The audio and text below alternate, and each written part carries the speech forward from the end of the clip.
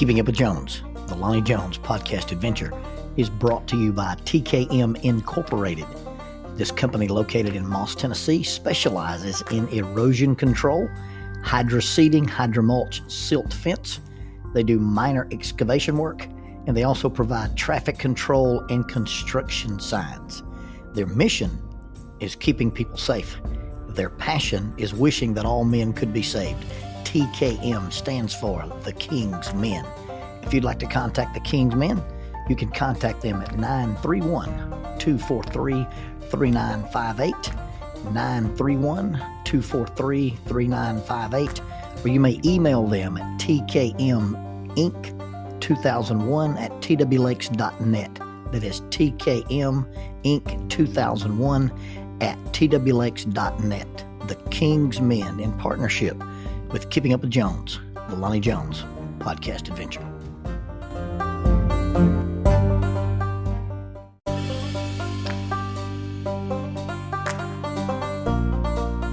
SJ&L General Contractor is a full construction company that primarily focuses on civil construction and asphalt sales in the Huntsville and Fayetteville regions. Services they provide include, but are not limited to, road construction, asphalt material, underground utilities, site work, and demolition. They employ heavy equipment operators, concrete finishers, pipe layers, and CDL dump truck drivers. If you would like for this company to work for you on your project, or if you'd like to work for them as an employee of this family-owned business, you can contact them at 931-433-4660. That is 931-433-4660, or 3W's and a dot, sjnl.com. That's www.sjnl.com. SJ&L General Contractor is a sponsor of Keeping Up with Jones, the Lonnie Jones podcast adventure. It could be called a training scar. Some people call it muscle memory, although a friend of mine says your muscles have no memory. I had spent 40 hours at the police academy teaching a class. I'm one of the instructors for the crisis intervention teams, and when we do a 40-hour class, I'm there 5 days a week. And about every 45 minutes to an hour, we take a break, and on that break, I usually go to the men's room. Now, what you've got to understand about the new police academy is this multi-million-dollar facility. It has the latest and the greatest state-of-the-art audio-visual stuff. We have a room, our auditorium there, that we call the TED Talk room.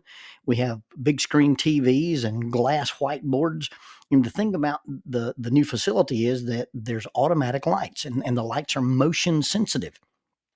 And so when you walk into the men's room, you have to take 2 or 3 commitment steps to get the lights to come on. I tell people, hey, if you use the restroom while you're in my class and you walk into the men's room, it's a commitment move. You got to enter that room just like you're making an entry, and you get 2 or 3 good steps in before those lights come on. And I spent the week doing that. Well, Saturday morning, I got up very early and drove a couple of hours to speak. I was doing a mental health day at a small country congregation in Double Springs, Alabama. And I drive, hour and a half, 2 hours, and I get to the little church building, and they let me in the door, and there's not very many people there. And I'm 60 years old, and I've been on the road for 2 hours, and I drank a Monster energy drink while I was on my way over there. So guess what I do? Yep, I got to find the men's room. And I open the door to the darkened men's room, and I walk in, and the door closes behind me, and I hear Elvis sing, "Wise men say only fools rush in." Well, thank you. Thank you very much, Elvis. Well, I'm standing there in the utter pitch black because this small country congregation does not have automatic lights like the police academy does. And so I'm standing here in the dark, and I mean in the dark. It is darker than Darth Vader's sunglasses. It's darker than Helen Keller in a welder's helmet. Now, you've got to understand some things about bathrooms in churches. If you've ever been to the ladies' bathroom in a church, and I don't know why you would unless you're a lady, but I have, because I've had years and years and years of experience as a youth minister.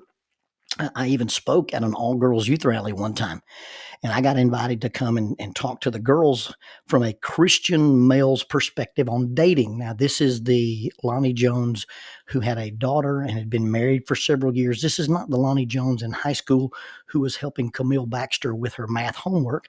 I was a solid C student in math, and Camille asked me to help her with her homework. And because I was very, very interested in Camille and not necessarily in her math grades, I volunteered to help her. And at some point, I had to confess to the young lady, look, I'm not making any progress in becoming someone that you'll date, and you're still failing math. So let's just be honest about this thing. I'm not that good at math. You're not that interested in me. You need to find another tutor. That's not that Lonnie Jones. I'm speaking to these girls from the standpoint of a mature Christian male who's raising a daughter. Anyway, while I was there, they had a female speaker. And according to our religious tradition, they were uncomfortable with me being in the room and a woman being the speaker. So they didn't want any males present. So I'm outside roaming around in the church building, waiting for my turn to speak. And finally, I get to come into the auditorium and talk to these girls. And somebody said, well, Mr. Lonnie, what did you do while Miss Sheila was speaking? I said, well, since I'm the only guy here, I went into the ladies' room and I raised all the seats on the toilets, just leaving my mark, letting you know that there's a guy here. Anyway, if you go into a ladies' restroom at the church building, they have little tables with doilies on them and lamps and paintings and wingback chairs, and it's almost like a ladies' lounge. You go into a men's bathroom, and it's just that. It's a men's bathroom. The only decoration you'll find in a men's bathroom is a well-meaning deacon has put a shelf on the wall so that you can put your Bible or your other speaking material there so you can use the bathroom. Now, what you've got to understand about the well-meaning deacons is this shelf is either going to be so high I can't reach it, or it's going to be so low that I could decapitate myself or decapitate myself by running into this shelf. And I'm standing in the middle of this bathroom in the utter pitch blackness, and I don't know if there's a deadly weapon at eye level with me or not. I don't know the deacons at this church, and I don't know if there's a shelf there. I'm standing here in the utter darkness because I rushed in. Rushing in. Overreaction. Reacting to things without thinking is what's got us in a lot of our troubles religiously and in our marriages and in our education system and in our ideologies. You see what happens when you react to things rather than respond to things is that we let our emotions control us and we have this knee-jerk reaction. We used to play this game on the ropes course with a giant teeter-totter. And I don't know who was the genius who labeled this element the giant teeter-totter, but it is indeed a giant teeter-totter. It'll hold about 20, 25 people. And you put people in the middle of this giant teeter-totter and you say, hey, your job is to balance this thing. And as the groups start to try to move their weight around and shift positions, if the left side of the teeter-totter starts to go down, everybody runs to the right side. And when the right side starts to go down, everybody runs to the left side. And they end up with herky-jerky reactionary movement, and they never get the teeter-totter balanced. In fact, the only way to balance the teeter-totter is to move away from the extremes and to kind of cluster to the middle and then gently spread out. An interesting phenomenon that we noticed in our teeter-totter was that the groups that touch each other, the groups that are more connected, actually have more balance. The groups that assign different jobs to different people actually have more balance. A lot of times we get into problem solving or we get into solution making and we think everybody has to do the same thing the same way. One of the strategies we would use with groups that weren't very successful is we would have the group break up into groups of 3. And in every small group of 3, you had a Mo, a Larry, and a Curly. And then we put the group back on the teeter-totter, and the instructions were, if you're one of the Mo's, you freeze. If you're a Larry, you sit down. And if you're a Curly, you can walk around. And when everybody did their individual job, and everybody didn't try to do the same job, and everybody didn't react to the movement of the teeter-totter at the same time in the same way, those groups who had previously been unsuccessful in balance could be very successful in balancing it. Our country's being ripped apart right now because of reaction. because we decide you got to be in this camp or that camp. We had several years ago, we had riots, and they were completely based on some unfortunate situations in the arrest of an individual. And because of that, our police department has a policy now concerning defensive tactics, and lots of police departments have the same policy that you can't use a vascular neck restraint or what is glamorized in the media and called a chokehold. Well, I do Brazilian Jiu-Jitsu, and I've been in lots of chokeholds, and I have applied to lots of chokeholds, and what they do is they temporarily restrict the flow of blood to the brain, and you take a quick nap. But when you start looking at the reaction to the uninformed media about what happened in those situations, then they say, oh, all these things are dangerous and you can't use them unless a deadly force situation. Well, my question is, when you analyze any of those circumstances, whether it's the guy on the subway recently or the guy several years ago, you ask yourself the question, did this person die because they were in a chokehold or while they were in the chokehold? Because you see, if you apply the same kind of logic, then you've got to say, hey, these people died while they were in the hospital, and so nobody should ever go to hospitals anymore. But did they die while they were in the hospital, or did they die because they were in the hospital? And if a person dies because they were in the hospital, that's called malpractice, and you do something different about that. But we lose our balance when we start rushing back and forth between the extremes, and this unfortunate thing happened. Either it was an untrained individual or a malicious individual, but now nobody can use this technique because of this circumstance, and that's a reaction that swings us out of balance, and we live in the extremes and we rush in. If we overcommit to an ideology, and if we decide to protect that ideology because we play semantics with words, then all we're doing is being reactionary. Now, here's the litmus test of whether or not we're actually having real conversation. Here's the litmus test of whether we're looking at something from a standpoint of, hey, can I learn and change my mind? And there's basically 7 points that talks about the dangers of overreaction. Number 1 is absolutism in belief. Number 2 is the self-righteous spirit. Number 3 is being combative in our dialogue. Number 4 is an us versus them orientation. Number 5 is when we demonize the other group. Number 6 is when we police ideological boundaries. And number 7 is when we use shame on others. So here's what happens in absolutism of belief. People who have absolutism in their belief never use the statement, I might be wrong. They believe I can't be wrong. And if your approach, if your methodology, if your marriage, if your child rearing doesn't look exactly like mine, then it is invalid. And reactionism is manifested in absolutism of belief. And then there's the idea of a self-righteous spirit. And it doesn't have to be just in religion. Now, in religion, it becomes spiritual abuse or you become a spiritual narcissist. But it's not just religious self-righteousness. It can be in business. It can be in economics. It can be in marriage. It can be in parenting. Sometimes it even shows up in Brazilian Jiu-Jitsu. Are you a gi or a no-gi guy? Are you a leg lock guy or not a leg lock guy? And so many times you hear these guys and they'll present a certain view of self-defense or a certain view of martial arts, and they will talk about this is the only way versus this is a way rather than this is the way. Sometimes we are combative in our dialogue. When we talk to other people about these issues or these things that we're wanting to change or wanting them to change, we often use contempt. We spend a lot of our dialogue listening to respond rather than listening to understand. Everything we say is in the form of a debate rather than in the form of a conversation. And you listen to people, especially who use only emotion-based arguments. And they don't want to listen to facts. They just want to parade their feelings, and the dialogue becomes combative and becomes contemptuous. And then you have an us versus them orientation. Basically, it becomes competitive, and it becomes what we call a zero-sum game.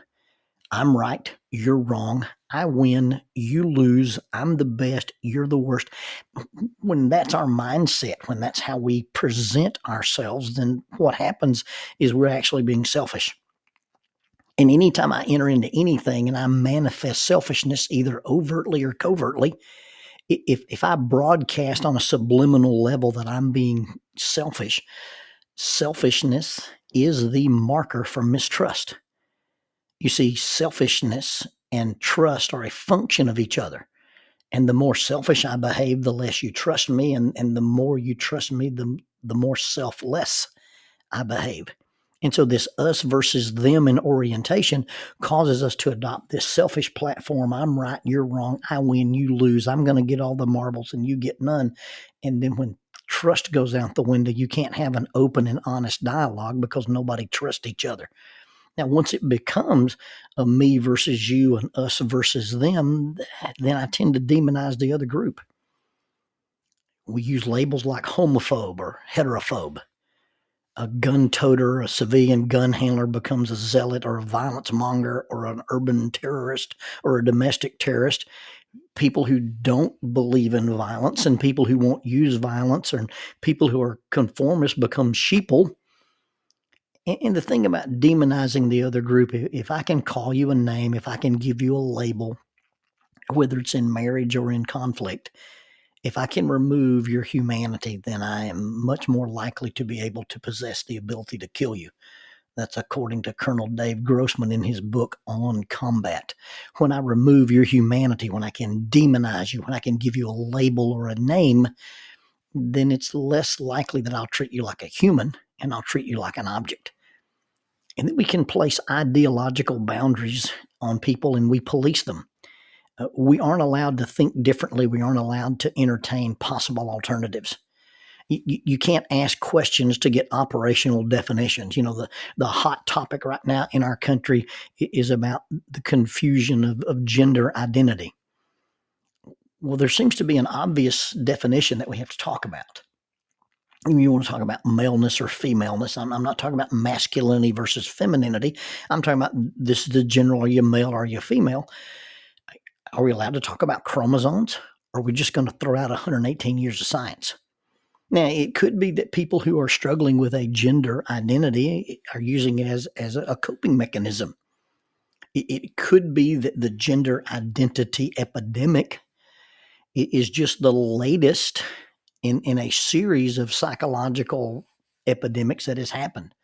I've been in private practice as a therapist for about 25 years. And if you go back, 10 years, then the thing that was plaguing our young people was the same sex attraction. Well, 15 years before that, you didn't hear about anybody struggling with their sexual attraction to the same sex. They were either goth or emotionally conflicted. And years before that, they were the people who were cutting themselves. And years before that, it was anorexia and bulimia. Now, all of those things are serious psychological and serious medical conditions, but they get conscripted by a certain group of young people who are in severe, deep psychological pain. They're in deep, severe emotional pain, and they're finding a way to cope. Now, is that what we're talking about, or are we talking about Klinefelter syndrome? Are we talking about gender dysphoria, or are we talking about people who are born intersex?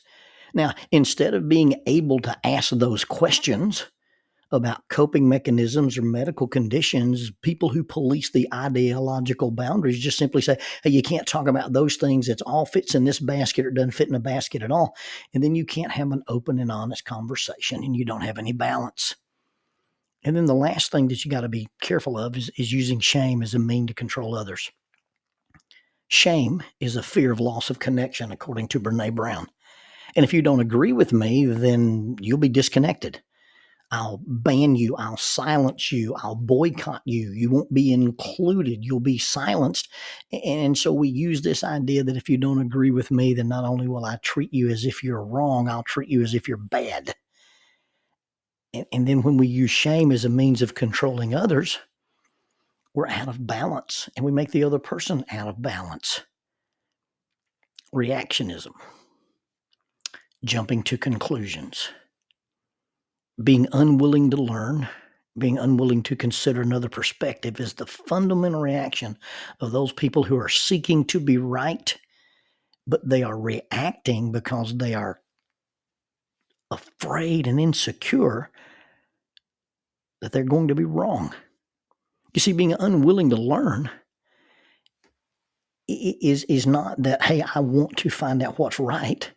It's just I don't want to be proven wrong, and that makes us reactionary.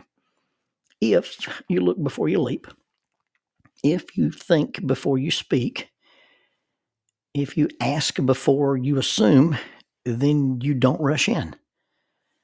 But if you rush in, you just end up standing lost in the middle of the dark.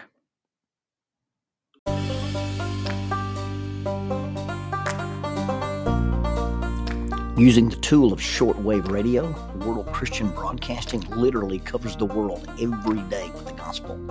They use 2 large curtain antennas. One is located in Anchor Point, Alaska, and the other in Madagascar.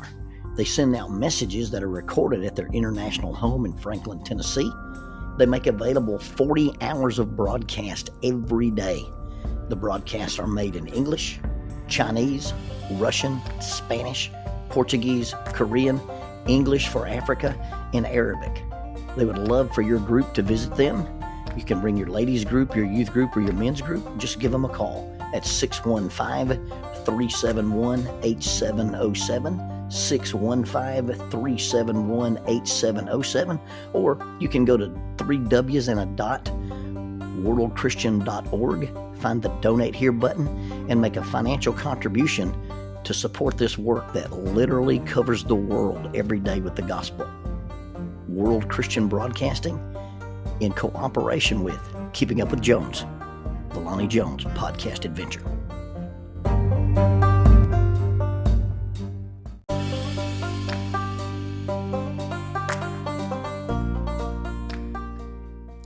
Keeping Up with Jones, the Lonnie Jones podcast adventure, is sponsored by us. What? We sponsor ourselves? Is that even legal? Check us out on Amazon.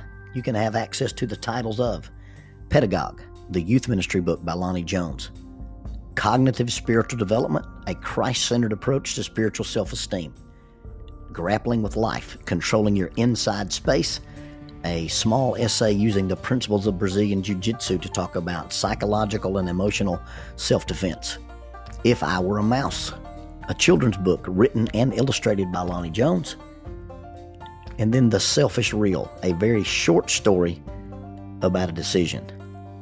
Also, you can check out our YouTube channel to see archived lessons and presentations from across the country, some videos with rope tricks and knots.